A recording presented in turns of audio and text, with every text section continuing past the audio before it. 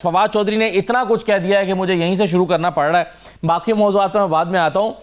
क्या रद्द अमल है आपका नाम लेकर तनकीद की जा रही है। पहले तो पॉलिटिकल कमेटी के बारे में कहा गया कि फंडिंग खोर पॉलिटिकल कमेटी, 2% की पॉलिटिकल कमेटी, फिर फंडिंग का हिसाब देना होगा, फिर आपका नाम लेकर कहा कि पूरी खैबर पख्तूनख्वा की हुकूमत आपने भेज दी है। क्या रद्द अमल है आपका इस पर? तो पहली बात तो ये है, कुछ लोग ऐसे हैं जिनको सिर्फ इसलिए लॉन्च किया गया है कि वो पाकिस्तान तहरीक इंसाफ की लीडरशिप को, जो मौजूदा जिम्मेदारान है, कायद तो हमारे इमरान खान साहब है, इमरान खान साहब के अलावा तो कोई कायद नहीं है और ना कोई क़यादत है, तो जो जिम्मेदारान हैं बाहर, जो 9 मई से लेके 8 फरवरी तक और 8 फरवरी से लेके आज तक इमरान खान साहब के साथ खड़े हैं, भागे नहीं, ट्वीट्स नहीं की, पार्टी को नहीं छोड़ा, वादातों के बाहर गिरते पड़ते अपना मजाक नहीं बनवाया, खान साहब के हुक्म के साथ खड़े रहे, उसको फॉलो करते रहे, उनको अंडरमाइन करने की कोशिश की जाए और उस पर एक मुनज़्ज़म कैंपेन चलाई जाए। अब मैं आपको बताऊं पॉलिटिकल कमेटी क्या है। It is one of our highest forum और एक एक आदमी जो पॉलिटिकल कमेटी में है, जिसकी तादाद 24 से 25 है, वो इमरान खान साहब के हैंड पिक्ड है।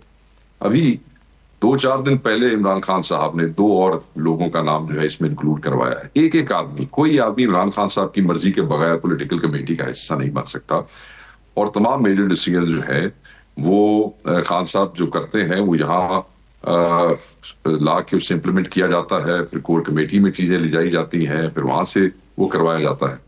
तो इस वक्त एक कैंपेन चलाई जा रही है मुनज़्ज़म तरीके से और ऐसे इंडिविजुअल्स जो है वो डॉजी किस्म के कैरेक्टर्स हैं जिनको वापस एक्सेस दी जाती है जेल में, उन्हें मिलवाना की वो किया जाता है। हालांकि हमारे जो सियासी लोग हैं, हमारे जो जिम्मेदारान हैं, उन्हें पिछले 4 माह से जेल में मिलने की इजाजत नहीं दी है। हमारे लोग हर जुमेरात को वहां जाते हैं, हमारे मिनिस्टर जाते हैं, केपी के हमारे एमएनए जाते हैं, पंजाब के, सिंध के, बलोचिस्तान के हमारे लोग आते हैं, वो खड़े रहते हैं, खड़े खड़े खड़े शाम को ले चले जाते हैं, लिस्टें दी होती है, मुलाकात नहीं होती।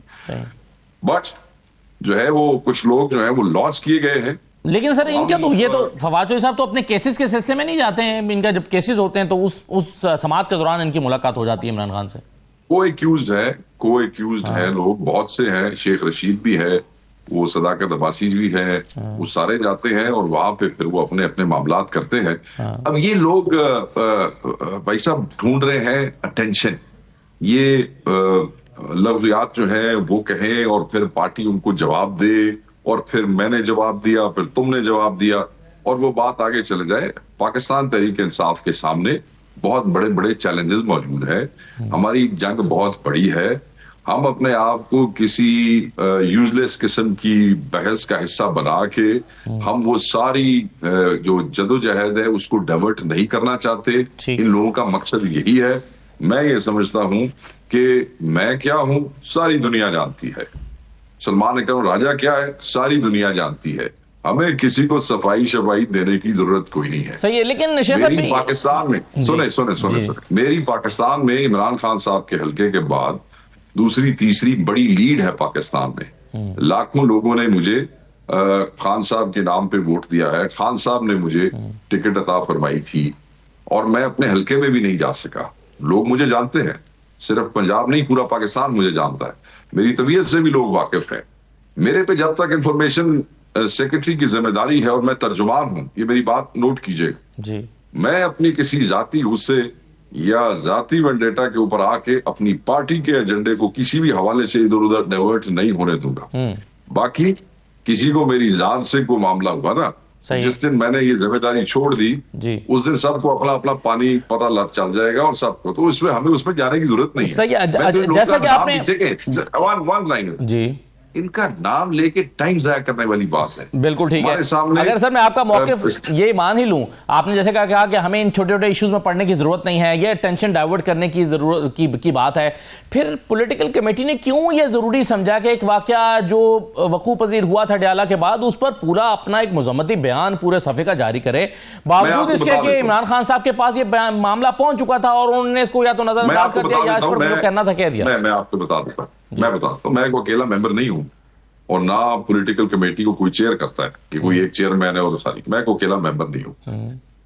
वहां मैंने कहा कि 24-25 लोग हैं, और पहले रऊफ साहब के साथ इस किस्म का बिहेवियर इसी इंडिविजुअल की तरफ से हुआ। उसके बाद शिबली साहब को भी इसी तरह का टारगेट किया गया। उसके बाद ये आपका राजा साहब के साथ भी यही कुछ किया गया। फिर फिजिकली पॉलिटिकल कमेटी के एक मेंबर को थप्पड़ लगा।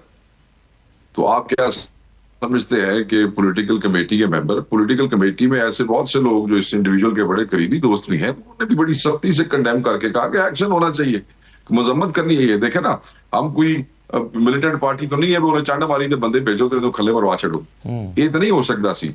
एक पढ़ी लिखी बात यही थी कि पॉलिटिकल कमेटी के एक मेंबर के साथ ये कुछ हुआ है, और सारी कमेटी ने यूनानिमसली, इनके अपने पुराने करीबी दोस्तों ने भी, सब ने कहा कि ये होना चाहिए, तो हो गया। पढ़ी लिखी बात है, मुजम्मत भी ना करे। एक बुजुर्ग आदमी को, जो बूढ़ा आदमी है, जो खान के साथ खड़ा रहा आज तक, उसको थप्पड़ मार दिया वहां पे किसी आदमी ने जिसका पीटीआई से कोई ताल्लुक नहीं है। तो थोड़ा की ख्याल है भाई हुण पीटीआई ओदी मुजम्मत भी ना करे यार। सही है, लेकिन चलें वो तो बुजुर्ग आदमी भी है और बेचारे दूल्हे पतले से भी हैं, वो तो मतलब उन तो ये तो नहीं होना चाहिए था बिल्कुल। खैर कोई तगड़ा बंदा भी होता उसको भी नहीं मारना चाहिए था, ये तो प्रिंसिपल बात। लेकिन क्या आपके ख्याल में शेख साहब नहीं, वो तगड़ा बंदा देखो ना, गल सुनो ना, बादशाह वाली गल, तगड़ा बंदा होता तो तफन वो तफा पैंदियां ना। सही है। चलें ये बताएं कि इमरान खान साहब ने क्या सुलह करा दी थी, जैसे कि फवाद साहब ने दावा किया कि सुलह हो गई, ये बात खत्म हो गई। यार किसी काम के बंदे की बात करें आप, क्यों इसके ऊपर टाइम जाया करते हैं? ये फजूल सी चीज है, फजूल सी बात करें इसके ऊपर। सर ये कोई नेशनल इशू कोई नहीं है, बिल्कुल ठीक है, लेकिन सर इसका इम्पैक्ट है पार्टी के ऊपर, आप माने इस बात को। आप शेर अफजल मरवत को आप कुछ भी करें, मैं इसलिए नहीं मानता कि मेरे लिए तो बात देखें, मेरे लिए सबसे मोतबर बात है इमरान खान साहब की इस पार्टी में, उससे आगे कुछ नहीं। फिर अगर उसके बाद मैं आ जाता हूं तो फिर एक शख्स जिसने 9 मई में खान साहब का वो साथ दिया, फिर 26 तक आया, टिकट ली, इलेक्शन लड़ा, छोड़ के नहीं गया, खान के केसेस भी लड़ता है, अपने हल्के में भी खान के लिए निकलता है, तो मेरे लिए, और पॉलिटिकल कमेटी और कोर कमेटी का मेंबर है, उसकी बात मोतबर है। आप उनकी बात सुन रहे शोएब शाहीन साहब की, वो कहते हैं ऐसी कोई बात नहीं हुई, तो मैं I have no reason to believe anybody else. सही है सर, आखिरी सवाल इस ज़मीन में करके फिर मैं आगे बढ़ता हूं। फवाद चौधरी साहब का नुक्ता नजर यह है कि भाई अगर मैंने पार्टी, सर एक सवाल ले लेना, सर आपने उन पर चूंकि बहुत सारी बातें की है ना, बीइंग अ डेविल्स एडवोकेट में सवाल करना जरूरी समझता हूं, मैंने उनका मौक़िफ़ लिया है। तो पीपल्स पार्टी की गल पूछो, कोई एस्टैब्लिशमेंट के हवाले नाल पूछो, कोई नून लीग का पूछो, तो उसके बंदे मैं अभी पूछता हूं आपसे, लेकिन आखिरी सवाल मैं करूंगा आपकी इजाजत से, और वो ये है कि मैंने उनसे मौक़िफ़ लिया। वो ये कहते हैं कि भाई अगर मैंने पार्टी कोई और ज्वाइन कर ली थी और पीटीआई छोड़ दी थी तो फिर तो मैं वजीर हो सकता था। आज इससे काम है पाकिस्तान पार्टी के जैसे लोग दीगर वजीर बने, फिर मैंने 6 महीने की जेल क्यों काटी है, जेल में तशद्दुद क्यों बर्दाश्त किया है? वो कहते हैं वो सर्कमस्टांसेस थे, वो जो आप बुनियादी तौर पर उन पर इल्जाम लगाया जाता है कि भाई ये भगोड़े हैं, छोड़ के भाग गए हैं पार्टी को, उसके जवाब में तो वो कहते हैं कि भाई मैं कहां भागा हूं, मैं तो अगर वरना तो मैं वजीर होता आज।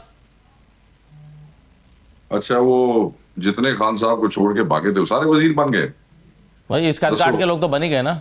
अली जैदी वजीर बन गया जी, असद कैसर, वो सब असद उमर वजीर बन गए, कितने जितनी मैंने ये दसो मेहरबानी करो, जहांगीर तरीन दे नाल की होया, ਉਹਦੇ ਬੱਚਿਆਂ ਦੇ ਨਾਲ ਕੀ ਹੋਇਆ, ਮੈਨੂੰ ਤੁਸੀਂ ਇਹ ਦੱਸੋ ਜਿतਨੇ ਬੰਦੇ ਇਮਰਾਨ ਖਾਨ ਨੂੰ ਛੱਡ ਕੇ ਗਏ ਸਰ, ਜਿਨ੍ਹਾਂ ਨੇ प्रेस कॉन्फ्रेंस की या ट्वीटा की, कितने % बने वजीर बीच में से?